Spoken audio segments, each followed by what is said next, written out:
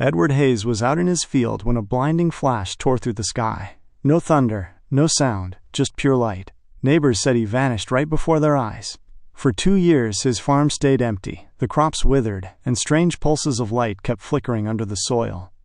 Then, one morning, Edward walked back into town, barefoot, silent, and different. He said he'd only been gone a few minutes, and when he finally spoke, he told them he'd seen figures in the light, and that something beneath the earth was waking up. What happened to Edward in those missing years, and what did he bring back with him? Before we go any further, if this is your first time here, we'd love for you to hit that subscribe button and turn on notifications. Your support means the world and helps us bring you even more powerful stories. Stick with us until the end, and if this mystery moves you, share your thoughts in the comments and pass it along to a friend. The morning sun rolled over Milford County like melted gold, spilling across 1,000 acres of quiet farmland.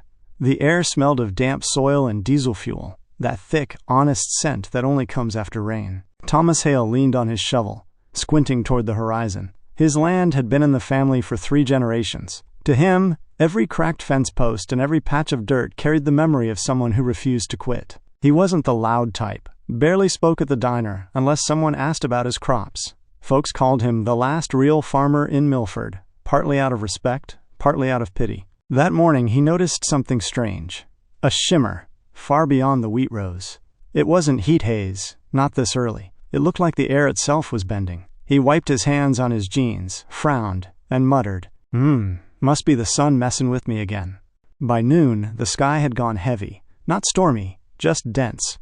The kind of sky that made birds stop singing. Thomas's wife Mary stood on the porch, calling out to him about lunch, but he waved her off.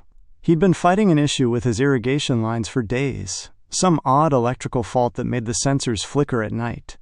The repairman blamed moisture. Thomas wasn't so sure. Out by the north field, the air felt colder. The wheat shifted in waves, though the wind had died down. He crouched near one of the pumps, hand brushing across the metal. Static stung his fingertips, a faint buzz that crawled up his arm. "Electric's backfeeding again," he mumbled. He turned his radio on. "Mary, I'll be a while. Need to check the north valves." Her voice crackled back, teasing. "Don't get lost out there, Tommy." He chuckled under his breath, shaking his head. From a distance, 2 men by the old fence line were watching. Locals, farmers themselves, chatting under their caps. "He's out there every damn night," one whispered. "Yeah, folks say he talks to himself, probably lonely. Lonely or not, something's off. My dog won't even cross that side no more." Thomas had no idea they were talking about him. His focus was on the steady hum in the air, a hum that wasn't coming from the machinery. It was low, rhythmic, almost like breathing. He stood, scanning the horizon. The shimmer had returned, closer now, pulsing faintly between the crops. He reached for his phone to take a photo, but the screen glitched and froze, showing only static. He frowned, muttering, "All right, what the hell?" Then his radio crackled again. Mary's voice came through faintly. "Tommy? You see that light over the field?" He turned, and for a brief moment, everything was silent. Not quiet, silent. Even the insects stopped. Then came the flash. It wasn't a burst, not a lightning strike. It was like the world blinked, a solid, searing white that filled every corner of vision. When it faded, the wheat stood perfectly still, glowing faintly as if dusted with frost. Mary dropped her coffee cup when she heard the radio cut off mid-word. She ran outside, barefoot on the porch, calling his name. All she found at the edge of the field was Thomas's boot, lying upright in the dirt, steam rising from it like it had been near fire. By the time the sheriff arrived, the sun was setting. The soil where Thomas had stood was fused like glass, smooth, shiny, reflecting the orange sky. "Lightning?" the deputy asked. The sheriff crouched, pressing his hand to the ground. It was cold. "No," he said quietly, "not lightning." That night, Milford County fell into a hush. Radios crackled with static. Every dog barked toward the same field, and at exactly 2:13 a.m., the engine of Thomas's tractor, the one parked by the barn, roared to life by itself. Morning came heavy and strange. A low fog hung over Milford, swallowing the hills and dulling every sound. The Hale farmhouse sat quiet except for the faint hum of the refrigerator and the slow tick of the kitchen clock. Mary hadn't slept. She sat by the radio, her hands trembling over the receiver. Every few minutes she'd press the talk button and whisper, "Tommy, if you can hear me, please answer." Nothing ever came back. just the soft hiss of static. By 8, the sheriff's truck pulled up. Dust rolled behind it, settling on the wet grass. Sheriff Darnell was a calm man, old friend of Thomas. He'd been there when Thomas lost his father, when the crops failed, when the barn fire took half the tools. But this was different. He stood at the edge of the north field, squinting down at the boot lying half buried in scorched soil. The deputy beside him muttered, "Could be lightning, though I ain't seen a strike report." Darnell ran a gloved hand over the glassy patch where the dirt had melted. "Lightning doesn't do this," he said quietly, "and it doesn't vanish a man without a trace." Mary came up behind them, still in her nightgown, hair tangled, eyes swollen. "He said there was a light," she whispered. "Right before it happened. Said it looked like it was breathing." The sheriff glanced at her, then at the field again. "Breathing?" he repeated under his breath. They brought in search teams, neighbors, volunteers, even 2 dogs from the next county. The dogs sniffed around the field but stopped dead at the scorched circle, whining and backing away. Their handlers couldn't drag them forward. By afternoon, a crowd had gathered at the fence line. Small-town curiosity, half worry, half hunger for gossip. "Reckon he ran off," one man whispered. "Ran off? He left his boot in the ground, for God's sake." Another woman crossed her arms, saying, "Maybe it's them government drones. Heard they test lights out here sometimes." Her friend scoffed. "Or maybe it's what his daddy used to say, that there's something under this soil that don't belong." The stories spread faster than the search. UFOs, portals, alien abductions. Everyone had a theory. But one thing everyone agreed on. When the sun went down, no one wanted to go near that field. That night, Mary couldn't stop herself. She took a lantern and stepped out, barefoot, toward the edge of the crops. The soil was cold, colder than the air. The wheat swayed, though there was no wind. She whispered, "Tommy, please." The lantern flickered. Then, click, her husband's tractor engine growled to life from the barn. Her breath caught. She turned slowly toward the sound, whispering, "No, no, no." The sheriff, who had been parked near the house in his cruiser, saw the lights flare from the barn windows. He sprinted over, yanking the doors open. The tractor was running, key in the ignition, seat empty. Darnell shut it off, shaking his head. "How the hell?" Mary ran in behind him, tears streaking her face. "It does that every night," she said. "Always at the same time. 2:13, like he's still here, starting his morning shift." For days, the investigators came and went. They took soil samples, ran electromagnetic readings, even called a meteorologist from out of state. But all their instruments failed near the scorch mark. Batteries drained in minutes, and one of the technicians swore the air made his ears ring. Weeks passed. Then months. Seasons rolled over the empty house like waves over a drowned shore. The crops withered, unplanted. Mary locked the barn and taped the windows shut to block the strange glow that sometimes shimmered across the field at night. People stopped talking about it in the open, but when the bar got quiet, his name always came up. "You think he's dead?" "Dead men don't start tractors." The sheriff kept the case file open. Missing person, Thomas Hale. But deep down, even he didn't believe Thomas had simply vanished. There was something about the soil, about the silence that followed that flash, like the earth itself had swallowed him, and for some reason it was still hungry. 2 years passed. Not quickly, not like the turning of pages in a calendar. It was the slow kind of time that stretches, folds, and sticks to memory.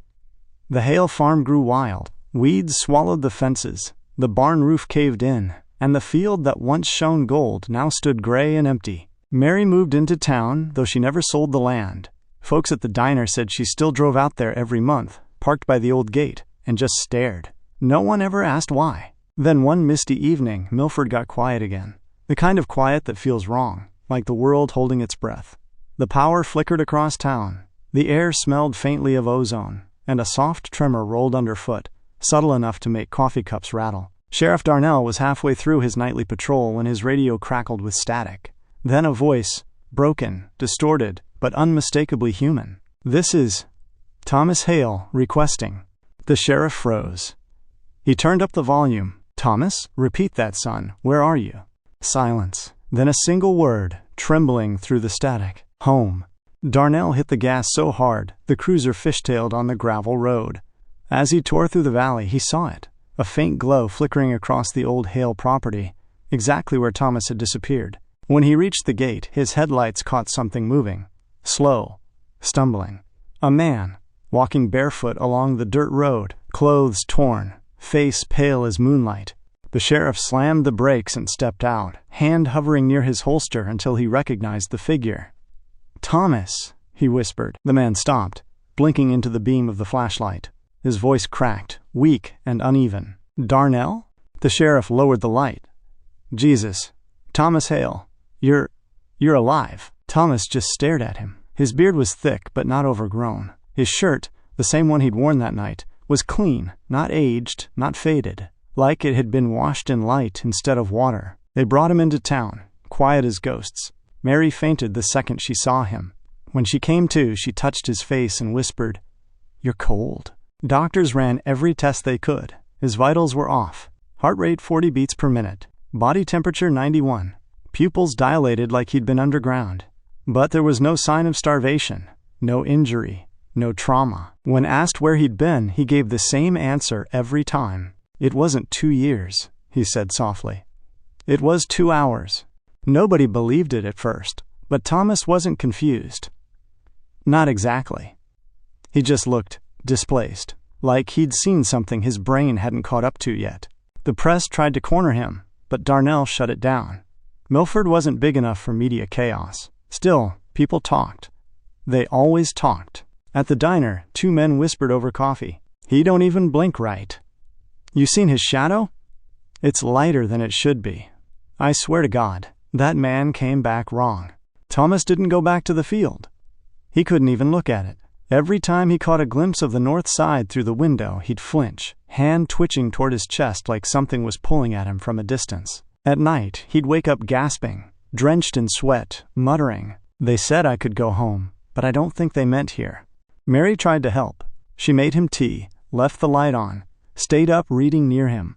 But the air in that house had changed. Sometimes, she'd swear she heard a faint hum, that same breathing sound from before, coming from inside the walls. One night she woke to find Thomas standing barefoot in the kitchen, staring at the refrigerator door.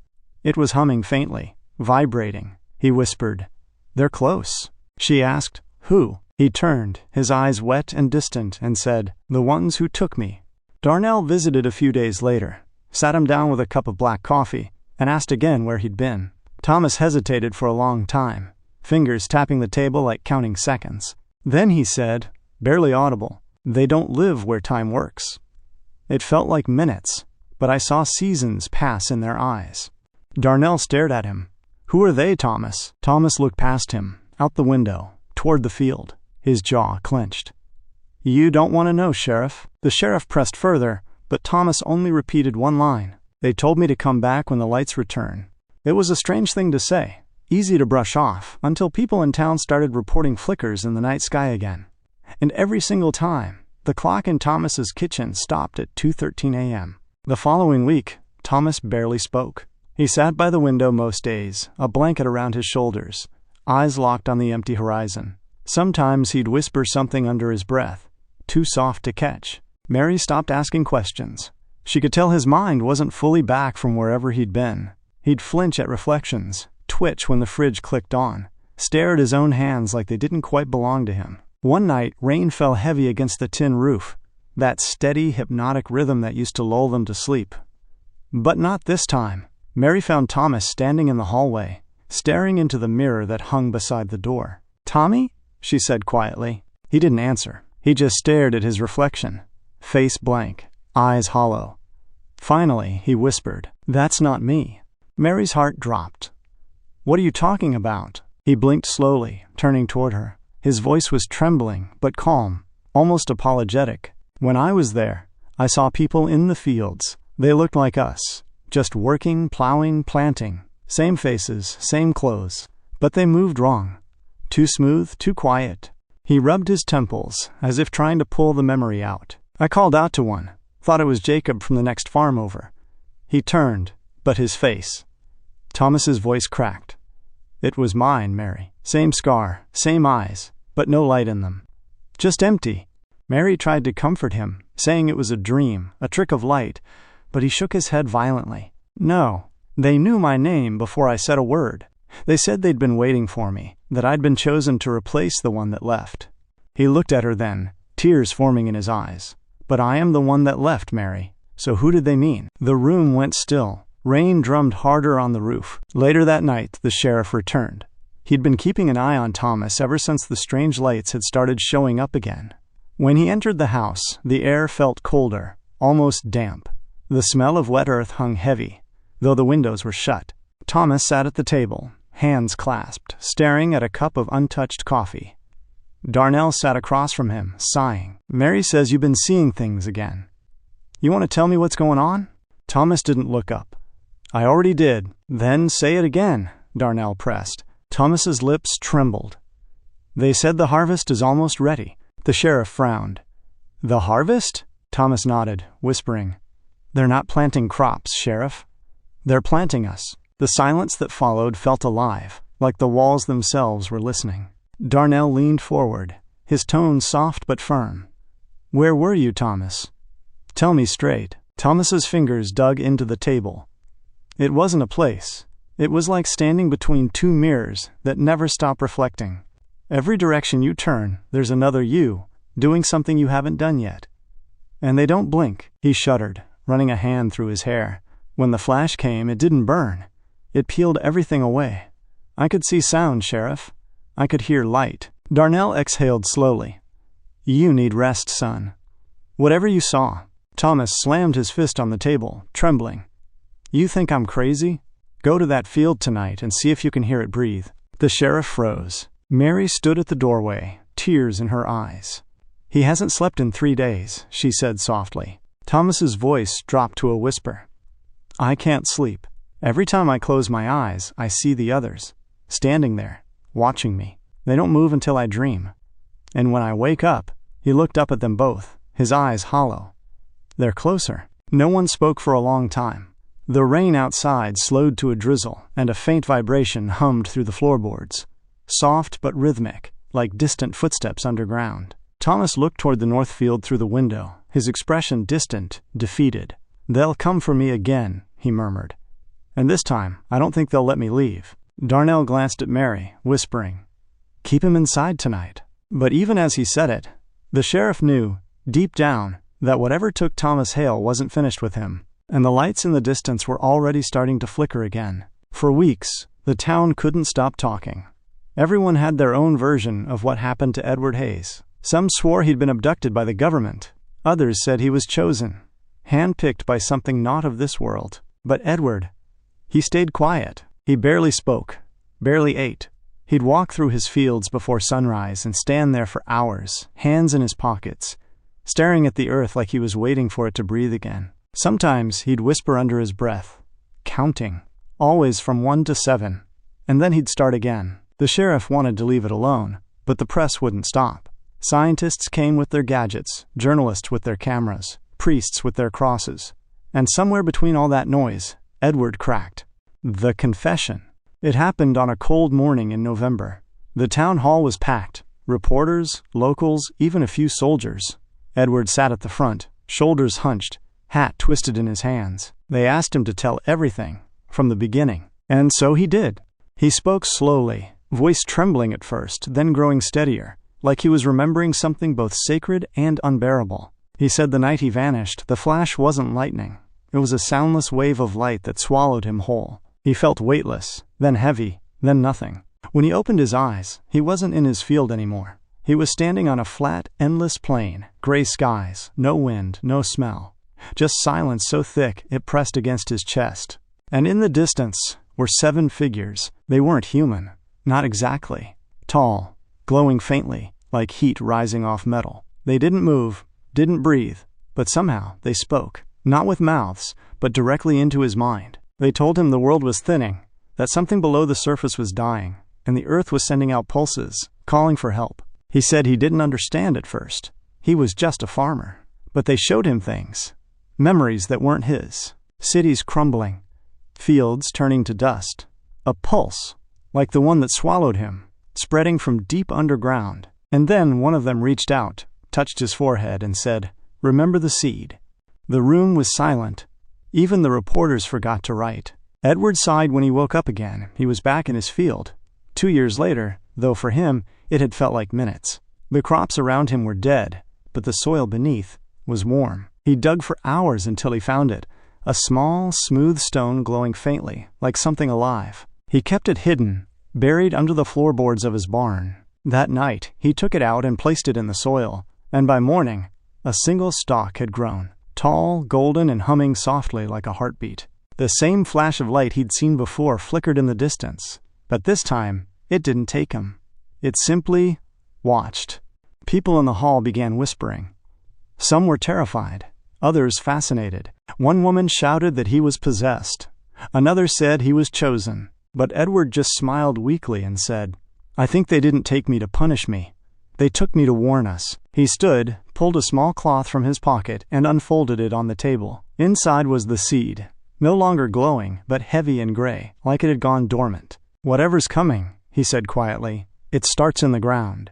After that day, Edward vanished again, this time for good. No one knows if he left or if the light came back for him. But weeks later, farmers across the county began reporting something strange. Patches of soil that shimmered faintly at night, like veins of light running beneath the earth. Some said they saw Edward standing at the edge of the fields at dawn, just watching. Others swore they heard his voice carried on the wind, whispering the same words, "Remember the seed." And if you drive past those fields today, late at night, you might still see the glow. Not bright, just a pulse, steady, slow, like the earth itself is breathing. Would you step into that field if you saw the light? If a man disappears in a flash of light and comes back claiming the earth beneath us is alive, would you believe him? Or would you pray he's wrong before that light returns again? Tell me, what do you think Edward really saw out there in that field?